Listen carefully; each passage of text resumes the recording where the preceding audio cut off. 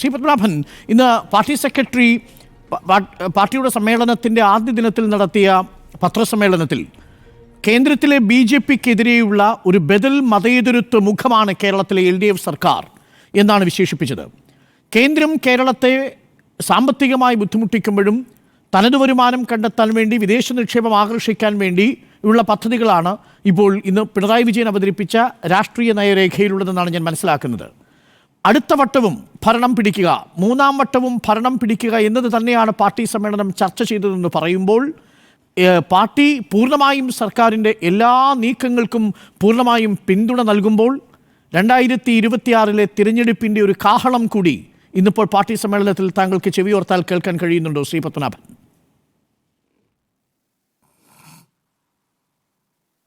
Doctor Arun, നമ്മൾ സംസാരിക്കുന്നത് കഴിഞ്ഞ ലോക്സഭാ തെരഞ്ഞെടുപ്പിൽ 1.76% വോട്ട് കിട്ടിയൊരു പാർട്ടിയെ പറ്റിയാണ്. അത് നമ്മൾ മനസ്സിലാക്കണം. കഴിഞ്ഞ ലോക്സഭാ തെരഞ്ഞെടുപ്പിൽ നോട്ടയ്ക്ക് കിട്ടിയത് 1.04% വോട്ടാണ്. CPM-ന് കിട്ടിയത് 1.76%. എന്ന് വെച്ചാൽ 0.72% വോട്ടിൻ്റെ വ്യത്യാസം നോട്ടയും ഇവരും തമ്മിലുള്ളൂ. ഇനി അതെങ്ങനെ കിട്ടിയതാന്നുള്ള ചരിത്രം ഞാൻ പറഞ്ഞുതരാം. ഇതൊരു തമിഴ്നാട് തെരഞ്ഞെടുപ്പിൻ്റെ ചിത്രമാണ്, ഇലക്ട്രൽ പിക്ചറാണ്. 22 seat DMK, 9 seat Indian National Congress, 2 CPI, 2 CPM, 2 VCK, 1 IUML, 1 MDMK. ഞാൻ പറയാൻ കാരണം എന്താ അറിയോ, ഈ വാർത്ത നിങ്ങളുടെ ചർച്ച തുടങ്ങുന്നതിന് മുന്നേ ഗോവിന്ദൻ മാഷെ എന്തോ ലീഗിനെതിരെയുള്ള വലിയ ഗീർവാണമൊക്കെ കേട്ടു. മതരാജ്യം ഉണ്ടാക്കാൻ നടക്കുകയാണ് മുസ്ലിം ലീഗിന്ന്. ഈ സഖ്യത്തിൽ നിന്ന് പിന്മാറുമോ? തമിഴ്നാട്ടിൽ നിന്ന് കിട്ടിയ 2 സീറ്റാണ് ഇപ്പോൾ CPM-ന് 4 സീറ്റ് ലോക്സഭയിൽ എത്തിച്ചിരിക്കുന്നത്. ആ 2 സീറ്റും INL-ൻ്റെ അല്ല കേട്ടോ. ഈ പാർട്ടി ഒരു വിചിത്ര പാർട്ടിയാണ്. കേരളത്തിൽ INL-മായി സഖ്യം, തമിഴ്നാട്ടിൽ IUML-മായി സഖ്യം. എനിക്ക് ലീഗുകാരുടെ സങ്കടം തോന്നുന്നത്, ലീഗിൻ്റെ ബദ്ധശത്രുവാണ് INL. അവരെ സഖ്യം ഉണ്ടാക്കുക കേരളത്തിൽ, ആ പാർട്ടിയായിട്ട് തമിഴ്നാട്ടിൽ IUML സഖ്യം ഉണ്ടാക്കുക. അങ്ങനെ IUML വരെ സഖ്യമുണ്ടാക്കിയിട്ട് കിട്ടിയ 2 സീറ്റ്, പിന്നെ രാജസ്ഥാനിൽ കോൺഗ്രസിൻ്റെ സഹായത്തോട് കിട്ടിയ 1 സീറ്റ്.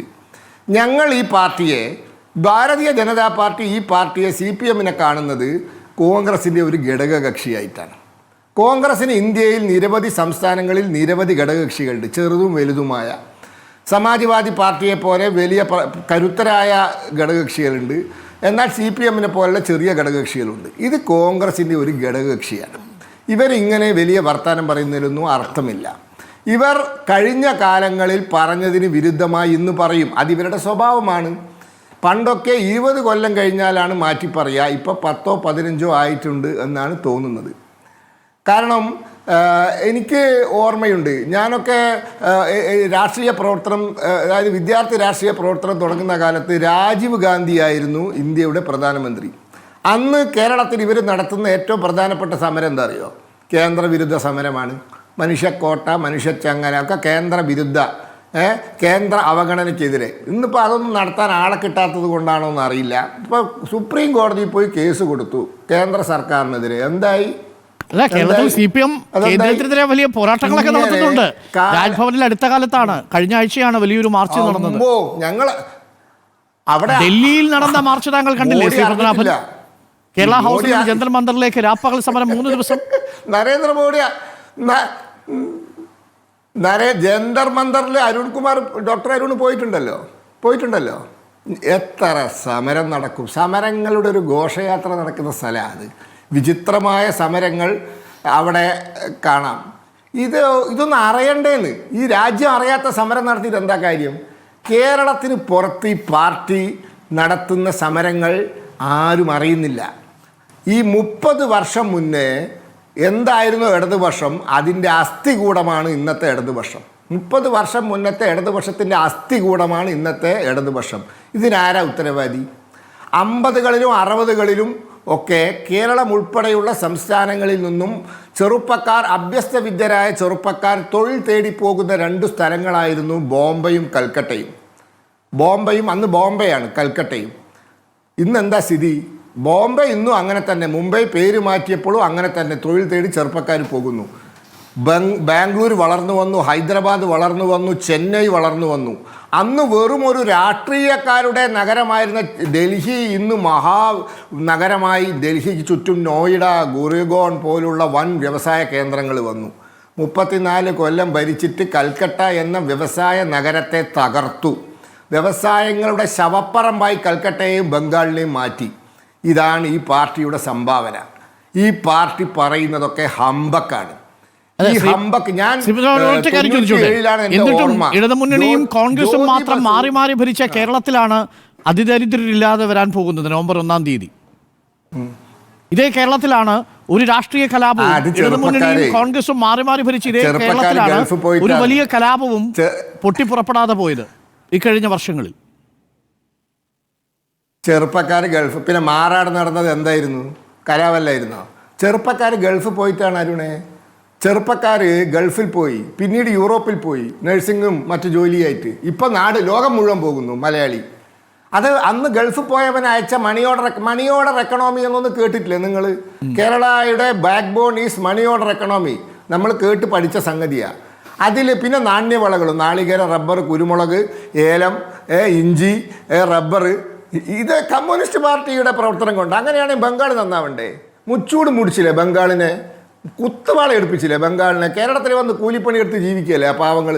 ഇപ്പം അവിടെ കഷായത്തിന് കൂട്ടാനില്ലാണ്ടായില്ലേ? 1.5 കൊല്ലം കൊണ്ടല്ലേ ഞങ്ങൾ ത്രിപുര പിടിച്ചത്? ഞങ്ങൾ ത്രിപുരയിൽ അധികാരത്തിൽ വന്നതിന് ശേഷമാണ് ത്രിപുരയിലെ റോഡുകൾക്ക് കറുത്ത നിറം വന്നത്. അതുവരെ ഇപ്പോഴാണ് കറുത്ത നിറം വന്നത്. 740 രൂപ അടിസ്ഥാന അല്ലെങ്കിൽ 700 രൂപ മിനിമം വേതനമായിട്ട് നൽകുന്ന ഒരു സംസ്ഥാനമായി മാറിയത് എങ്ങനെയാണ്? അത് 10,000-കണക്കിന് ചെറുപ്പക്കാർ ഗൾഫിൽ പോയി ആ പണം ഇവിടേക്ക് ഒഴുകി. മുക്കിലും മൂലയിലും കുഗ്രാമങ്ങളിൽ വരെ മണിമാളികൾ ഉയർന്നു വന്നു അല്ലേ? ഈ ഗൾഫുകാരൻ ഒഴുകിയ പണം കൊണ്ട് കെട്ടിപ്പൊന്തിച്ച മണിമാളികളല്ലേ ഇവിടെ തൊഴിലവസരങ്ങൾ, നിർമ്മാണ മേഖലയിൽ ഏറ്റവും കൂടുതൽ തൊഴിലവസരങ്ങൾ കൊടുത്തത് അല്ലേ? അല്ലാന്ന് പറയാൻ പറ്റുമോ? Chavakkad mini Gulf, Nadapuram mini Gulf എന്ന് വേണ്ട, കാസർഗോഡ് എവിടെ നോക്കിയാലും മിനി ഗൾഫ്. ഇപ്പം യൂറോപ്യൻ പൈസ. തെക്കൻ കേരളത്തിലേക്ക് പോയാൽ തിരുവല്ലക്കാർ മുഴുവൻ ഇപ്പം അവിടെ തിരുവല്ലക്കടുത്തൊരു ഗ്രാമമുണ്ടല്ലോ, വെറും വാർദ്ധക്യം ബാധിച്ച ആളുകൾ മാത്രം താമസിക്കുന്ന, എൻ്റെ പേര് നാവിൽ വരുന്നില്ല. അവിടേക്ക് ആ ഗ്രാമത്തിൽ കേരളത്തിൽ ഏറ്റവും കൂടുതൽ നാഷണലൈസ്ഡ് ബാങ്കിന്റെ ശാഖകളുള്ള ഗ്രാമമാണ്. അവിടെ കൊടുക്കുന്ന പൈസ എത്രയാണ്? നമ്മൾ അതിനെ കുറിച്ച് പറഞ്ഞു. ചോദ്യത്തിലേക്ക് വന്നാൽ ഈ മാറ്റത്തെ താങ്കൾ എങ്ങനെ കാണുന്നു എന്നുള്ളതാണ് ചോദ്യം. ഇതൊക്കെ ഹമ്പക്കാണ്. മാർക്സിസ്റ്റ് പാർട്ടി ഇന്നൊന്ന് പറയും, 20 കൊല്ലം കഴിഞ്ഞ് മാറ്റി പറയും. അപ്പോഴേക്കും ആ കാലം മാറിയിട്ടുണ്ടാവും. പറഞ്ഞിട്ടൊരു ഗുണവുമില്ല. ഈ പാർട്ടി ഭരണ തുടർച്ചയെപ്പറ്റി അഹങ്കരിക്കുന്നുണ്ടല്ലോ. ഈ പാർട്ടിക്ക് ഭരണ തുടർച്ച കിട്ടിയത് UDFകാരുടെ പൊളിറ്റിക്കൽ ബ്ലണ്ടർ കാരണമാണ്. 2021 നിയമസഭാ തെരഞ്ഞെടുപ്പിൽ അവർക്ക് പിണറായി വിജയനെ തോൽപ്പിക്കാനല്ലായിരുന്നു താല്പര്യം. ഒരു സീറ്റുള്ള BJPയുടെ നേമത്തെ സീറ്റിൽ BJPയെ തോൽപ്പിക്കാനായിരുന്നു അവർക്ക് പ്രാധാന്യം കൊടുത്തത്. അതിനുള്ള അധികാരവും സ്വാതന്ത്ര്യം അവർക്കുണ്ട്, ജനാധിപത്യ രാജ്യ. പക്ഷേ ഒരു സീറ്റുള്ള BJPയുടെ പിന്നാലെ അവർ പോയപ്പോൾ ചുളുവിൽ ഇവർ ജയിച്ചു കയറിയതാണ്.